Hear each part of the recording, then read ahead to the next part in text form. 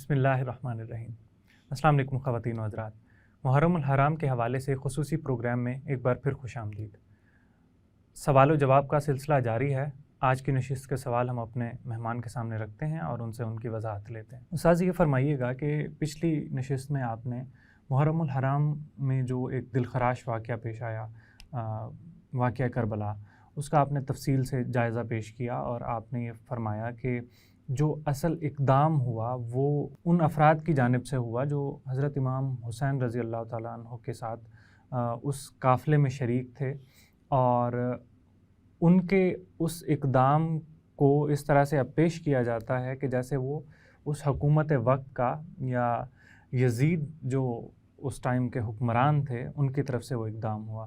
تو جو اس کا دوسرا ورژن پیش کیا جاتا ہے اس میں جیسے میں نے ابھی کہا کہ یہ اس پورے واقعے کا جو بنیادی ملزم قرار دیتے ہیں وہ یزید کو قرار دیتے ہیں، اور اس کی سربراہی میں یہ سارا واقعہ پیش آتا ہے۔ اور ایک اور چیز جو اس واقعے کے ساتھ منسوب کی جاتی ہے وہ یہ کہ اسلام کا وجود پوری طرح سے خطرے میں تھا، کہ ایک ایسا شخص برسر اقتدار تھا کہ جس کے ہاں کوئی ایمان نظر نہیں آتا تھا۔ اس کے بارے میں ایسی روایات آپ کو بعض کتابوں میں مل جاتی ہیں کہ جن سے یہ معلوم ہوتا ہے کہ ان کے ہاں ایمان جیسی کوئی چیز نہیں تھی، اور اسی چیز کو دیکھتے ہوئے حضرت امام حسین رضی اللہ تعالیٰ عنہ نے یہ سارا سفر بھی کیا، اپنے حمایتوں کو بھی ساتھ لیا، اپنے خاندان کو بھی لے کے انہوں نے ایک سمت سفر کیا۔ تو اسلام کے وجود کا خطرے میں ہونا اور آپ صلی اللہ علیہ وآلہ وسلم کے نواسے کا ایک اس طرح سے سفر کرنا، اور پھر اس میں اس پورے واقعے میں آپ نے اس شخص کے بارے میں کوئی تبصرہ نہیں کیا جس کے بارے میں اتنے بڑے الزامات دوسری ایک روایت میں آپ کو بہت کھول کے بتایا جاتا ہے، تو اس کے بارے میں آپ کیا کہیں گے؟ پہلی بات تو یہ یاد رکھیے کہ خانوادہ حسین رضی اللہ تعالیٰ عنہ، یہ ان میں سے جتنے بھی لوگ موجود رہے بعد میں واقعہ کربلا کے بعد، تو ان سب نے اور خود حضرت حسین نے ایک جملہ بھی یزید کے خلاف نہیں بولا ہوا، یعنی کوئی ہمارے پاس ریکارڈ پر موجود نہیں ہے کہ سیدنا حسین کچھ فرمائیں یا زین العابدین کچھ فرمائیں یا جو صحابہ یزید کی بیعت نہیں کر رہے تھے وہ اس کے کردار پر کوئی بات کریں۔ اگر آ جا کر کوئی بات ہے تو وہ ملوکیت کی ہے، اس کا ثبوت مل جاتا ہے بعض حوالوں میں کہ باپ کے بعد بیٹا ریاست میں آ رہا ہے، سلطان بن رہا ہے، تو زیادہ سے زیادہ جو ہے وہ اتنی بات کہی جا سکتی ہے۔ البتہ چونکہ ہمیں یزید کا دفاع پیش نظر نہیں ہے، ہم تو صرف یہ بتانا چاہتے ہیں کہ واقعہ کربلا ہوا کیسے نہیں ہوا، تو اس لیے یزید اگر برا بھی ہے تو ہوتا رہے، ہمیں اس میں کوئی مسئلہ نہیں ہے، لیکن اس وجہ سے یہ واقعہ نہیں ہوا، یہ حقیقت ہے۔ یعنی بہت سارے حوالوں سے بات بالکل واضح ہے کہ آج کل کے لوگ کوئی 150 سال سے یہ باتیں کر رہے ہیں کہ وہ باطل کا نظام تھا یا یہ تھا وہ تھا، وہ تو پرانی کتابوں میں تو ایسا کوئی ذکر نہیں ہے کہ یزید برا انسان تھا یا وہ اس لیے گئے تھے، کم از کم حضرت حسین۔ اور پھر سب سے بڑی بات یہ ہے کہ حضرت حسین، اور یہ تمام شیعہ سنی تمام کتابوں کے اندر یہ بات موجود ہے کہ حضرت حسین نے جب پتہ چلا کہ میرے ساتھ دھوکہ ہوا ہے، وہ اہل کوفہ نے دھوکہ کیا ہے، تو آپ نے 3 شرائط رکھی۔ ایک یہ کہ مجھے واپس جانے دیں، ایک یہ کہ مجھے سرحدوں پہ جانے دیں، اور تیسری یہ کہ یزید کے پاس لے جائیں۔ اگر یزید والی بات نہ بھی مانیں، یہ 2 باتیں پہلی مان لیں کہ وہ موجود ہیں، تو حضرت حسین اگر ظلم کے خلاف جا رہے تھے، بد کردار حکمران کے خلاف جا رہے تھے، تو ان کو واپس آنا چاہیے۔ بڑا مشکل بات ہے کہ مان لیں آپ کہ ایک آدمی گھر سے اتنا سفر کر کے آ گیا ہے اور وہ اب صرف اس وجہ سے کہ اہل کوفہ نے دھوکہ دے دیا واپس چلا جائے۔ اس کو تو کہنا چاہیے کہ میں اگلی مہم شروع کروں گا، کسی اور قوم کو دیکھتا ہوں میرا ساتھ دیتی ہے کہ نہیں دیتی۔ پھر سارے صحابہ حضرت حسین کو روک رہے ہیں مکہ میں، تو ان میں سے ایک بھی نہیں ہے جو کہہ رہا ہو کہ یزید برا ہے تو آپ کو جانا چاہیے، ہم بھی ساتھ جاتے ہیں۔ وہ تو آپ کو روک رہے ہیں، یعنی آپ کا ستیلا بھائی محمد بن حنفیہ، محمد بن علی ہیں اصل میں، وہ بھی روک رہے ہیں، اور انہوں نے کہا کہ اپنے بچوں کو میرے ساتھ بھیج دو۔ انہوں نے کہا میں جس کام پہ خود نہیں جا رہا بچوں کو کیوں بھیجوں۔ تو یہ لوگ اتنے ہی نعوذ باللہ برے تھے کہ ادھر ایک ظالم حکمران بیٹھا ہوا تھا اور یہ ساتھ دینے کو تیار نہیں ہے. اور خود حضرت حسین کچھ کمزور سی روایات میں ہیں، تاریخی کہہ لیجئے، کہ حضرت حسین جب لوگ ان کو روک رہے ہیں تو وہ جو جواب دیتے ہیں وہ کیا ہے کہ مجھے نبی کریم صلی اللہ علیہ وسلم خواب میں ملے ہیں اور انہوں نے مجھے ایک کام سونپا ہے، میں وہ کرنے جا رہا ہوں، بس اس سے زیادہ کچھ نہیں. اور اگر شیعہ کی بعض کتابوں سے لے لیں تو اس میں یہ لگ رہا ہے کہ وہ ان کو بتایا گیا تھا کہ وہ شہید ہونے جا رہے ہیں، تو وہ شہید ہونے جا رہے تھے خود. زیادہ جو بات بنتی ہے وہ یہ.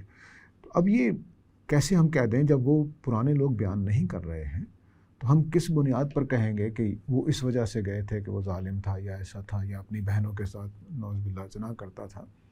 یہ بات کہنا چھوٹی بات نہیں ہے کہ سارے صحابہ خاموش ہوں. حضرت معاویہ بیعت لیں، صرف 5 لوگوں کا اختلاف ریکارڈ پہ ہے، اور جب یزید خود حکمران بن جائے اور اس کے لیے بیعت لی جائے تو پھر 5 لوگ صرف رہ جائیں اختلاف کرنے والے. تو یہ کیسے ہو سکتا ہے؟ پورا مدینہ اتنا بے حس ہو گیا تھا، پورا مکہ اتنا بے حس ہو گیا تھا. چلو ہم کوفہ اور ادھر باہر کے لوگوں کو تو غیر عرب سمجھتے ہوئے کہہ دیں کہ بھئی وہ پتہ نہیں ایمان کیسا لائے تھے کیسا نہیں لائے تھے، لیکن مکہ اور مدینہ میں تو صالحین موجود تھے نا، وہ کیوں ساتھ نہیں دے رہے ہیں؟ اور پھر جو لوگ اس سارے قصے میں ملوث ہیں ان میں صحابی بھی ہیں، تابعین بھی ہیں، اور کچھ تو رشتہ دار ہیں، جیسا میں نے پچھلی نشست میں عرض کیا تھا. تو اس طرح سے جو معاملہ ہے یہ سادہ معاملہ نہیں ہے، کہانی کو کافی بگاڑا گیا ہے، اور اس وجہ سے میرے خیال میں اس میں حکومت کے وقت شامل ہی نہیں ہے اس سارے واقعے میں.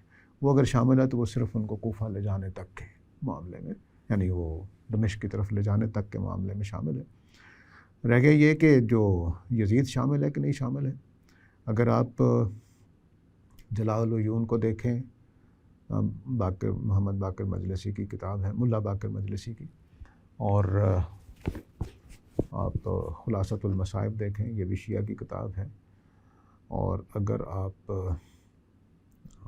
مجالس المومنین دیکھیں تو ان ساری کتابوں میں یہ بات خود حضرت حسین کے خانوادہ کے افراد، جن میں زین العابدین شامل ہیں، بی بی زینب شامل ہیں، بی بی فاطمہ شامل ہیں، وہ یہ کہتے ہوئے لفظوں میں بول رہے ہیں کہ ہمیں جنہوں نے خط لکھ کر بلایا تھا انہوں نے ہی قتل کیا ہے. یہ الفاظ میں ان کا ایک موجود ہے بیان. مثلا جب بتاتے ہیں کہ یہ کوفہ میں آئے جب واقع حادثہ کربلا کے بعد، تو کوفہ کی عورتیں رو رہی ہیں، تو انہوں نے پوچھا کہ یہ کیوں رو رہی ہیں؟ تو انہوں نے کہا کہ یہ تو آپ کے جو والد صاحب شہید ہو گئے ہیں ان کے غم میں رو رہی ہیں. تو ان کا پھر ہمیں قتل کس نے کیا ہے؟ انہوں نے تو قتل کیا، تو رو کس بات پر رہے ہیں؟ بی بی زینب کا جملہ موجود ہے کہ تمہارے شوہروں نے قتل کیا اور تم رو رہی ہو ہمارے اوپر. تو یہ جو چیزیں ہیں یہ واضح ہیں، یعنی تاریخ کی کتابوں میں حوالے موجود ہیں، اور خود یہ میں جتنے کتابوں کے نام لیے ہیں یہ اہل تشیع کی کتابیں ہیں. یہ پھر جب مسلم بن عقیل کا واقعہ ہوا ہے تو اس میں حضرت حسین کا جملہ ریکارڈ پہ موجود ہے. اگر وہ ہے تاریخی نوعیتی کا، میں یہ نہیں کہہ رہا کہ وہ کوئی 100% درست بات ہے، لیکن وہ شیعہ کی کتابوں میں موجود ہے، وہ سنیوں کی کتابوں میں موجود ہے کہ دیکھو جو ہمارے شیعہ تھے انہوں نے ہمارا ساتھ چھوڑ دیا، انہوں نے بلایا تھا اور ہمارا ساتھ چھوڑ دیا. تو یہ وہ چیزیں ہیں جو ریکارڈ پہ موجود ہیں کہ اہل کوفہ ہی نے. پھر انہی کی کتابوں میں یہ بات بھی ریکارڈ پہ موجود ہے کہ اہل کوفہ اس حادثے کے بعد اکٹھے ہوئے جنہوں نے حضرت حسین کو قتل کیا تھا. وہ اکٹھے ہوئے اور انہوں نے کہا کہ ہمیں ویسی ہی معافی مانگنی چاہیے جیسے حضرت موسیٰ کے ساتھیوں نے مانگی، اور پھر توبہ کرتے ہوئے اپنے زانوؤں پر گر گئے. قتل تو نہیں کیا اپنے آپ کو، لیکن انہوں نے توبہ کرنے کے لیے. تو یہ اس کا اعتراف موجود ہے. اور شیعہ کی کتابوں میں یہ بات موجود ہے کہ کوفہ حضرت علی کے شیعہ تھے، ان کے ساتھیوں میں سے تھے. تو ایسا نہیں ہے کہ وہ معاملہ جو ہے وہ کوئی روشنی میں نہیں ہے. البتہ جو ابو مخنف نے کہانی بنائی وہ لوگوں نے بلا سوچے سمجھے اختیار کر لی. حالانکہ ابو مخنف کی کتاب جو مقتل حسین ہے وہ واقع کربلا کے تقریباً بعد پہ لکھی گئی، 40-50 سال بعد، اور خود ابو مخنف جو ہے وہ اس وقت موجود نہیں تھا، نہ وہ یزید کی فوجوں میں شامل تھا، یعنی کوفہ والوں کی طرف تھا، نہ وہ حضرت حسین کی طرف تھا. تو وہ کتاب 40 سال بعد لکھی گئی اور غالباً پیدا بھی بعد میں ہی ہوا وہ، ٹھیک ہے. تو اس کی جھوٹی داستان ہے جو ہر طرف چلتی جا رہی ہے. اور اب تو خیر وہ جو اس نے جو کچھ لکھا ہے اس میں بھی بعض اشارے موجود ہیں جو میری بات کی تائید کریں گے، محققین کی بات کی. اور بھی محققین، یہ میری اکیلے کی رائے نہیں ہے، بہت سارے محققین کی رائے ہے. تو وہ اس میں بھی کچھ آثار مل جاتے ہیں، ٹھیک. لیکن جو دوسرے یہ اس طرح کی چیزیں ہیں تو وہ بالکل واضح ہے کہ یزید کی حکومت کا اس میں کوئی قصور نہیں ہے. اسی طرح دیکھیے کہ جب یزید کے پاس وہ آدمی گیا ہے جس نے کہا جی ہم نے اس طرح سے گھیر کر حضرت حسین کو مار دیا ہے، تو یزید نے کہا کہ تم نے اچھی خبر یہ ہوتی میرے لیے کہ تم کہتے کہ ہم اس کو بچا کر لے آئے، ہم نے اس کو نہیں مارا. تو یہ اچھی خبر ہوتی، یہ کہاں سے اچھی خبر ہے، ٹھیک ہے. تو اس کو سزا دی گئی. تو اس طرح کی بہت ساری باتیں جو ہیں وہ بتا رہی ہیں کہ یزید کا اس میں کوئی قصور نہیں ہے. یزید نے پھر جو اکرام کیا ہے حضرت حسین کی فیملی کا، وہ چھوٹا اکرام نہیں ہے. پوری عزت سے گھر بسایا. اور 3 دن بتاتی ہیں یہ کتابیں کہ 3 دن یزید کے گھر میں ماتم رہا ہے. ان کے اہل خانہ عورتیں ماتم کرتی رہیں، جو بھی سوگ کہہ لیجیے ہماری اپنی زبان کے الفاظ میں. تو یہ جو چیزیں ہیں یہ بالکل واضح کرتی ہیں کہ ایسا کوئی حکومت وقت کا اس میں کوئی دخل نہیں تھا. حضرت حسین سبائی سازش کا شکار ہوئے اور انہوں نے وہ جو 60 لوگ تھے جو ان کے ساتھ تھے، پھر جو اہل کوفہ کے 12,000 کے قریب خطوط تھے، اس اعتماد میں آئے. پھر مسلم بن عقیل کی گواہی بھی آ گئی کہ وہ آپ کے ساتھ ہیں. تو اس سارے تاثر میں وہ گئے ہیں. اور میں نے عرض کیا تھا کہ حضرت حسین خلافت چھیننے نہیں گئے، بغاوت کے لیے نہیں گئے. اگر بغاوت کے لیے جاتے تو فوج لے کر جاتے ہیں. وہ تو فیملی کے ساتھ جا رہے ہیں. وہ صرف ایک شہر سے دوسرے شہر منتقل ہو رہے ہیں اس خیال سے کہ وہاں کے لوگوں نے یزید کی بیعت نہیں کی، میرے ہاتھ میں بیعت کرنا چاہتے ہیں. نہ اس میں بغاوت ہے، نہ اس میں کوئی سازش ہے. ایک شہر کے لوگ اپنے، جو کہ امرہم شورا بینہم کا اصول ہے قرآن مجید میں، تو ایک شہر کے لوگ نئی حکومت پر بیعت نہیں کر رہے اور بیعت کرنے کے لیے وہ حضرت حسین کو بلا رہے ہیں. یہ تو الگ بات ہے کہ وہاں جا کر پتہ چلا کہ وہ مکر گئے ہیں سارے، یا انہوں نے قسمیں کھا کر کہا جی خط ہمارے نہیں ہیں، لیکن بہرحال وہ مکر گئے یا جھوٹ بولا یا جو بھی ہے. اس میں پھر یہ بھی بتایا گیا کہ جعلی خط لکھے جاتے تھے، یہ ہوتا تھا، جو بھی ہے بہرحال.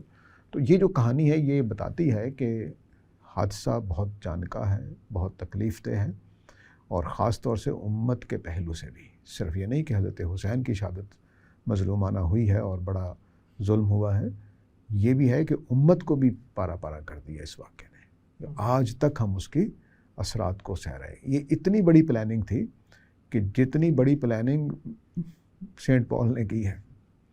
سینٹ پال نے عیسائیت کا بالکل شریعت ختم کر دی، اس کا برکس نکال دیا. تو اکیلا آدمی تھا وہ بھی. یہاں بھی ایک اکیلا آدمی عبداللہ بن سبا ہے، اس نے اتنی بڑی سازش کی ہے، اتنا زبردست پلان کیا اس نے اپنے لحاظ سے. نعوذ باللہ من ذالک، ہمارے اسلام کے پہلو سے تو بہت ہی حادثہ ہے وہ. تو وہ جو پلان کیا اس نے کہ حضرت حسین کو اگر مار دیا جائے جو نواسۂ رسول ہے تو امت کے اندر لازماً افتراق پیدا ہوگا. یہ اس نے اپنی ایول ذہانت سے یہ اندازہ لگایا اور پھر کام کر دیا. اور آپ نے یہ بات واضح کی کہ یہ محض آپ کی تحقیق یا آپ کی بات نہیں ہے، دیگر جو اکابر محققین ہیں وہ بھی یہی بات کر رہے ہیں. اور یہ اس کا ماخذ، اس ساری داستان، ظاہر ہے یہ زن کے درجے کی ایک چیز ہے، اور اس ساری چیز کا ماخذ جو ہے وہ آپ اہل تشیع حضرات کی کتابیں اور اہل سنت حضرات دونوں کی کتابوں، جتنے میں نے باتیں بیان کی ہیں وہ لازماً آپ کو شیعہ کتابوں میں مل جائیں گی. سنیوں پڑھیں نہ پڑھیں، وہ میرا خیال ڈسکرپشن میں دے دیتے ہیں نیچے اس پروگرام کے اندر. وہ کتابیں آپ دیکھ لیں، ان کو پڑھیں، تسلی سے پڑھیں، اس میں ہر طرح کی باتیں ملیں گی. لیکن میری جو بات میں نے کہی ہے، جو محققین کی بات ہے، اس کے تمام آثار آپ کو مل جائیں گے، تمام جملے، اس طرح کے باتیں ساری مل جائیں گی. جی سر، بات واضح ہے. ایک اور چیز جس کے اوپر ایک بڑا آپ نے بھی ایک بڑے حادثے کی طرف توجہ دلائی کہ امت اس کے نتیجے میں تقسیم ہوئی ہے. اب بنیادی طور پہ اگر دیکھا جائے تو یہ ایک اختلاف جو سامنے آتا ہے وہ سیاسی اختلاف ہے. اس میں دین براہ راست کہیں داخل نہیں ہے. دین کی ساری بحث کو اگر ہم ایک لمحے کے لیے علیحدہ کر کے رکھ دیں تو یہ ہر ڈیفینیشن کے تحت یہ ایک سیاسی اختلاف نظر آتا ہے. تو ایک سیاسی اختلاف کے ذیل میں جب ہم اس سارے واقعے کو دیکھتے ہیں تو پھر ہماری امت کے افراد میں یہ رویہ آپ کیوں دیکھتے ہیں کہ وہ بعض افراد کے اوپر بالفرض ایک شخص کو حضرت امیر معاویہ کے اقدامات حضرت علی کے مقابلے میں زیادہ تو سیاسی تعبیر کے لحاظ سے بہتر نظر آتے ہیں، تو وہ حضرت امیر معاویہ کو زیادہ سیاسی بصیرت والا شخص کہہ دیتے ہیں؟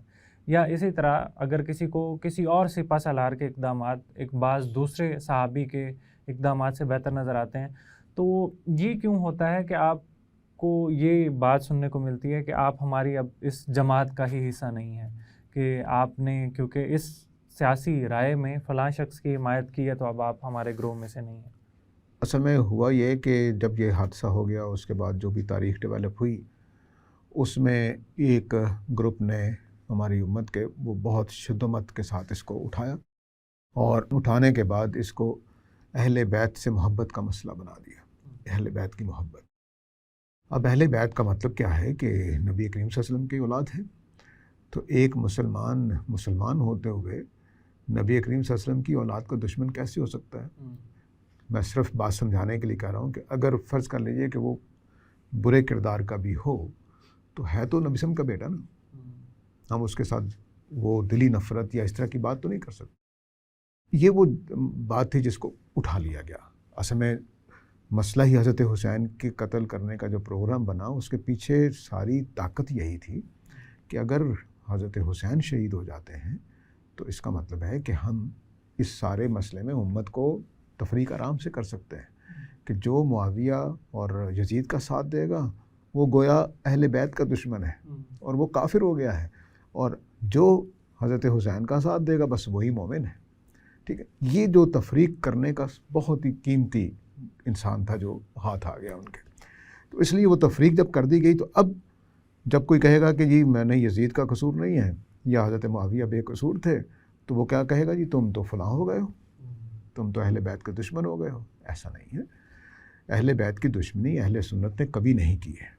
میں محدود چند لوگ پیدا ہو سکتے ہیں، میں ان کا انکار نہیں کرتا کہ کچھ اس دشمنی میں بھی آ جائیں کہ ان کا اللہ معاف کرے کہ ان کے خلاف ہو جائیں یا کوئی بری بات ان کے بارے میں کہہ دیں، لیکن اہل سنت کا جمہور اکثریت ہمیشہ اہل بیت سے محبت میں رہی ہے. میرے لیے حضرت حسن، حضرت حسین، حضرت علی، حضرت فاطمہ یہ بہت معزز، قابل احترام، سر آنکھوں پہ رکھنے کے، ہم ان کے پاؤں کی خاک کے برابر بھی نہیں ہیں. تو اس لیے یہ ایک الگ چیز ہے. تو یہاں یہ سیاسی نہیں رکھا گیا صرف، یعنی وہاں معاملات سیاسی ہی ہوگا، لیکن نیچے آتے آتے پھر وہ اہل بیت کے ایک بڑے تصور کے ساتھ جوڑ کر اس کو تفریق کر دیا گیا. اور اب جو لوگ حضرت معاویہ کا ساتھ دیں گے وہ برے ہو جاتے ہیں، اور جو حضرت حسین، حالانکہ حضرت معاویہ کا ساتھ دینے کا مطلب یہ نہیں ہے کہ حضرت علی کے خانوادے کی دشمنی ہے، یہ ہرگز مطلب نہیں ہے. ہم جو اہل سنت ہیں وہ تمام صحابہ کا احترام کی نگاہ سے دیکھتے ہیں، تو اس میں حضرت معاویہ ہوں یا کوئی بھی صحابی ہو تو ہم نے احترام کرنا ہی کرنا ہے. اس کا یہ ہرگز مطلب نہیں ہے کہ میں حضرت معاویہ کا اگر احترام کر رہا ہوں تو حضرت علی کا دشمن ہوں، ہرگز نہیں. ایسے آدمی کو میں سمجھتا ہوں کہ وہ اہل سنتی سے باہر ہے. ٹھیک ہے، تو یہ جو چیز ہے یہ بات واضح رہنی چاہیے کہ ہم اہل سنت حضرت علی سے بھی محبت رکھتے ہیں، حضرت معاویہ سے بھی، اور حضرت علی سے حضرت معاویہ کے مقابلے میں زیادہ ہے. تو وہ ہم اس طرح کی تفریق نہیں کرتے، لیکن لوگ چونکہ کرتے ہیں. پھر دوسرا مسئلہ یہ ہے کہ ہماری امت میں پتہ نہیں یہ کیا ہوا ہے کہ کوئی تو 250 سال سے ہم بلیک اینڈ وائٹ میں جیتے ہیں. میرے استاد کہا کرتے ہیں کہ ہمارے بیچ میں یا تو کافر ہوگا یا مومن ہوگا، درمیان کا سادہ سا مسلمان کوئی نہیں ہوتا.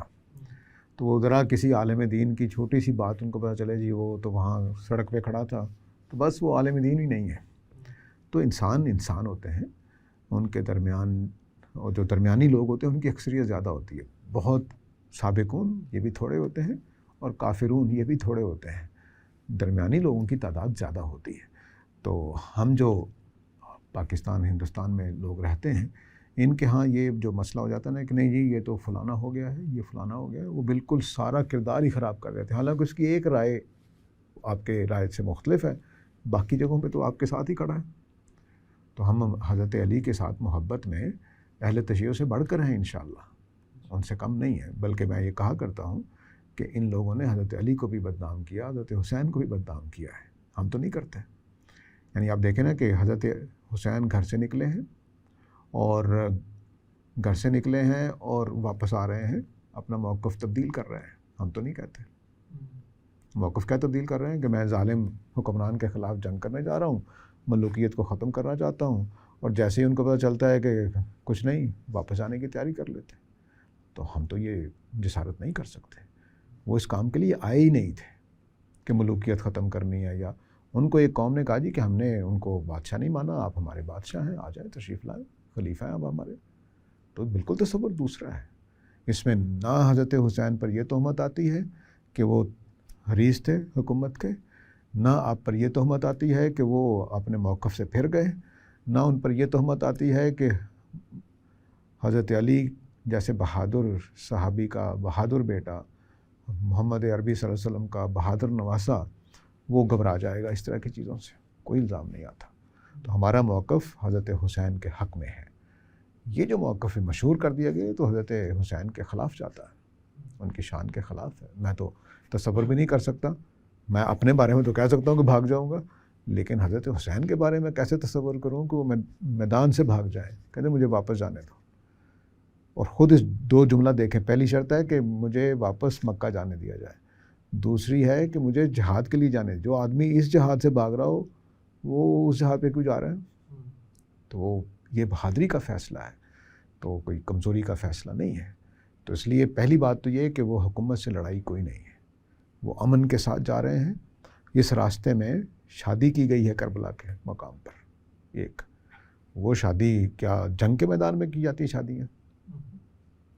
اس کا مطلب پرامن طریقے سے جا رہے تھے. ان کو کوئی آگے سے خطرہ نہیں تھا یزید کی طرف سے, نہ پیچھے سے ان کو خیال تھا کہ مجھ پر یہ حملہ ہو جائے گا, یعنی گورنر کوفہ کی طرف سے. تو یہ تو سازشی لوگ جو ان کے ساتھ تھے انہوں نے ان کو مار ڈالا ہے. سر یہ فرمائیے گا کہ اس سارے واقعہ کے پیش منظر میں آپ نے تھوڑا سا ریفرنس دیا کہ جو خاندان امام حسین رضی اللہ تعالیٰ عنہ تھا اس کو کافی تکریم دی گئی, تو کیا اس کے بعد کوئی سیاسی پس منظر میں کوئی تبدیلی رونما ہوئی؟ یعنی جو یزید کی حکومت تھی اس وقت کی, اس بڑے واقعے کے بعد ایک امت میں تفریق بھی پیدا ہوئی اور امت دو گروہوں میں بھی بٹ گئی. تو جو ایک دوسرا گروہ تھا جن کا موقف شیعان علی یا شیعان حسین والا نہیں تھا, وہ ان دونوں میں کوئی تضاد آپ دیکھتے ہیں کہ انہوں نے سیاسی طور پہ کوئی بڑا وہاں پہ مارکا کھڑا کیا ہو, یا کوئی اس طرح کی صورتحال پیدا ہو گئی ہو وہاں یزید کی حکومت کے خلاف؟ نہیں, کوئی ایسا کام نہیں ہوا, نہ کوئی بغاوت اٹھی, نہ خاندان حسین رضی اللہ تعالیٰ عنہ نے کوئی موومنٹ چلائی, کچھ نہیں, امن کے ساتھ رہے. یزید بھی اپنا ٹائم پورا کر کے چلا گیا جو بھی خدا نے لکھا تھا. تو کوئی حادثہ, کوئی اس طرح کی چیز نہیں ہوئی. اور جو تفریق پیدا ہوئی ہے وہ اس واقعے کے بعد نہیں پیدا ہوئی, امت مجتمع رہی ہے. بلکہ اہل کوفہ جنہوں نے خط بھی لکھے تھے وہ یزید کی بیعت کر کے اطمینان سے رہتے رہے ہیں. البتہ وہ جو 60 لوگ جنہوں نے مارا تھا وہ میدان جنگ ہی میں مارے گئے تھے, ٹھیک ہے. لیکن یہ ایک سادگی سی نظر آتی ہے سارے واقعات میں کہ اس وقت کی سیاسی جو حکومت تھی کوفہ کی, وہ یہ سمجھ نہیں سکی کہ یہ سازش ہوئی ہے تو ہم سازشیوں کو پکڑیں. یہ کام شاید نہیں ہوا, شاید ہو سکتا ہوا بھی ہو, کچھ لوگ پکڑ کے مارے گئے ہوں, لیکن یہ کہ یہ اس کی تحقیق نہیں ہوئی کہ حضرت حسین کو بلانا اور مارنے کا جو عمل ہوا ہے وہ کسی بڑی پلان کا حصہ ہے. یہ لگتا ہے کہ اس زمانے میں یہ شعور کرنا عربوں کے لیے شاید مشکل تھا. کم از کم یزید اور اس کے جو کوفہ کے گورنر وغیرہ ہیں وہ اس طرف نہیں گئے کہ یہ ہوا کیا ہے, کیوں حادثہ ہوا اتنا بڑا. اگر گئے ہیں تو وہ ہمارے ریکارڈ پر موجود نہیں ہے. تو تبدیلی یہ آنی چاہیے تھی کہ ایک پورے ملک میں مصیبت پڑ جاتی کہ اتنا بڑا آدمی شہید ہو گیا ہے اور سازشیوں نے کیا ہے تو ان سازشیوں تک پہنچا جائے. عین ممکن ہے کاروائیاں کی گئی ہوں, کچھ لوگ مختار ثقفی کا بھی نام لیتے ہیں کہ اس نے گن گن کر مارا ہے قاتلین حسین کو, تو وہ اب پتہ نہیں وہ کیا صورت ہے. عمر ثانی کے بارے میں بھی جو جی ہاں بالکل. تو یہ جو چیزیں اس طرح سے پھر وہ لیکن کوئی بڑی تبدیلی نہیں آئی. بڑی تبدیلی پھر بنو عباس کی جو انہوں نے موومنٹ چلائی ہے اس کے زمانے میں آئی ہے. اور یہ جو سارا کچھ لکھا گیا ہے یہ بنو عباس ہی کے زمانے کی لکھاوٹ ہے جو ہم تک پہنچی ہے کہ اس میں کیا کیا ہوا. بنو امیہ کے خلاف پوری پروپیگنڈا اور یہ سارا کچھ، یہاں تک پابندی ہوتی تھی کہ بنو امیہ کے حق میں کوئی بات بھی نہیں کر سکتا. یہ اتنی سختی کی جاتی، وہ ایک ایک نشان ان کا مٹایا گیا اور اس طرح کی. تو جو بنو عباس کا دور ہے اس دور ہی میں ساری تاریخ ڈیولپ ہوئی ہے. اس لیے یہ کہنا چاہیے کہ اگر کوئی تبدیلی آئی ہے تو وہ بڑی دیر بعد آئی ہے جو امت میں تفریق پیدا ہوئی. ظاہر ہے کہ ایک آئیڈیا آپ شروع کرتے ہیں کہ بھئی اس طرح سے تفریق پیدا کر دی جائے، حضرت حسین کو شہید کر کے بنو امیہ کے سر پہ تھوپ دیا جائے، تو پھر وہ آہستہ آہستہ آہستہ آہستہ وہ خلیج بڑھتی چلی گئی. پھر لوگوں نے، جیسے آپ دیکھیے کہ تراویح جب حضرت عمر نے شروع کی ہوگی مدینہ میں، تو وہ اگلے سال ہی تو مکہ نہیں پہنچی ہوگی نا باقی امت میں. تو وہ بھی لمبے عرصے تک آہستہ آہستہ پھر اس طرح سے ہوتا ہے کہ وہ فوری طور پر کوئی ایسی چیز نظر نہیں آتی. استاد، ان سارے مباحث کو جب ہم کر رہے ہوتے ہیں تو ایک جماعت اٹھ کے اگر یہ کہتی ہے کہ آپ ناسبی ہیں یا آپ میں رافضیت کا کوئی مادہ پایا جاتا ہے، تو اس طرح کے الزام بعض اہل علم پہ، خود المورد ہی کے افراد کے اوپر پہلے بھی لگتے رہے ہیں کہ بطور ادارہ آپ کے ہاں اس طرح کی چیزیں پائی جاتی ہیں. تو اس کا پھر آپ کیا جواب دیتے ہیں کہ یہ اس ساری بات میں کتنی حقیقت ہے؟ دیکھیے یہ جو پرانے نام ہیں، ناسبی ہو گئے، رافضی ہو گئے، خوارج ہو گئے، یہ ان کے پیچیدہ مسائل تھے، وہ آج کل کہیں بھی موجود نہیں ہیں. تو ناسبی کہنا ایسا ہی ہے جیسے کسی کو آج معتزلی کہہ دیا جائے، تو یہ بات ٹھیک نہیں ہے. البتہ یہ کہ میں نے پہلے بھی کسی سوال کے جواب میں عرض کیا ہے کہ اہل سنت مستقل طور پر حضرت علی سے بھی محبت رکھتے ہیں اور حضرت معاویہ کا بھی احترام کرتے ہیں، کیونکہ وہ صحابہ ہیں ہمارے لیے. تو ہم تمام صحابہ کی عزت احترام کرتے ہیں، لیکن حب علی میں ہم حضرت معاویہ کے مقابلے میں زیادہ ہیں. ہمیں حضرت علی سے زیادہ محبت ہے، حضرت حسین سے زیادہ محبت ہے، کیونکہ وہ ہمارے پیغمبر محمد صلی اللہ علیہ وسلم کے اولاد ہیں. تو ان کے ساتھ ہمارا تعلق ہمیشہ زیادہ ہے. اور مجھے یاد ہے بچپن میں جتنا تذکرہ حضرت علی کا ہمارے گھروں میں ہوتا تھا اتنا تو کسی اور صحابی کا نہیں ہوتا تھا، وہ بکر عمر کا بھی نہیں ہوتا تھا. اور کیونکہ ہر سال کربلا محرم آتا ہے تو وہ لازماً حضرت علی کا ذکر ہوگا. ہم روتے بھی تھے، دکھی بھی ہوتے تھے، سب کچھ ہوتا تھا. تو وہ محبت ہمارے دلوں میں بچپن سے جا گزری ہے، اس کو نکالنا کوئی آسان تھوڑا ہی ہوتا ہے جو. تو اس لیے میرے خیال میں یہ بس اصل جو ہماری امت کا بن گیا ہوا ہے ذہن، رواج بن گیا یا رائج بات ہے، وہ لیبلنگ ہے. لیبلنگ غیر علمی رویہ ہے، اس سے بچنا چاہیے. یہ جہالت کا رویہ ہوتا ہے کہ آپ نے کہہ دیا فلانا کافر ہو گیا، فلانا ناسبی ہو گیا، فلانا یہ ہو گیا. یہ تبصرے نہیں کرنے چاہیے. علمی حقائق کی بنیاد پر دیکھیں. جو آپ کو حوالے دیے جا رہے ہیں، جن کتابوں کا ذکر کیا جا رہا ہے، اس کو پڑھ کر دیکھ لیں. تو جن شیعہ علماء کا میں نے کتابوں کا حوالہ دیا ہے، کیا وہ سارے ناسبی تھے؟ نہیں. وہ جو ان کے سامنے حقائق آ رہے ہیں، جو مواد سامنے آ رہا ہے، وہ اس کو کوٹ کر رہے ہیں، لکھ رہے ہیں. تو یہ ناسبی ہونا تبصرہ ہے. تبصرے علمی دنیا میں نہیں. تنقید ہوتی ہے کہ تنقید کیا ہوتی ہے؟ جناب یہ آپ نے حوالہ ٹھیک نہیں دیا، یا آپ نے یہ کام صحیح نہیں کیا، دیکھیے یہاں پر تو یہ لکھا ہوا ہے، آپ یہ کہہ رہے ہیں. یہ تنقید ہوتی ہے. یہ تبصرے ہوتے ہیں جی فلانا گمراہ ہو گیا ہے، فلانا ناسبی ہو گیا ہے، فلانا رافضی ہو گیا ہے، فلانا خارجی ہو گیا ہے. یہ تبصرے اہل ایمان کا کام نہیں ہے، یہ گالیاں ہوتی ہیں. اور گالی کے بارے میں نبی کریم صلی اللہ علیہ وسلم کا فرمان ہے کہ ایک دل میں گالی اور ایمان اکٹھا نہیں رہ سکتا. تو یہ آسان کام نہیں ہوتا، اس کو بڑے احتیاط سے استعمال کرنا چاہیے. اور میں قسم کھا کے کہتا ہوں کہ ہمارے علم عورت کا ایک شخص بھی ناسبی نہیں ہے جس معنی میں ناسبی بولا جاتا ہے. البتہ حضرت علی کا، حضرت معاویہ کا ہم احترام کرتے ہیں، حضرت معاویہ کا کم، حضرت علی کا زیادہ. بہت شکریہ استاذ. آج کی نشست کا وقت یہاں پہ ختم ہوتا ہے. انشاءاللہ آئندہ نشست میں آپ سے ملاقات ہوگی.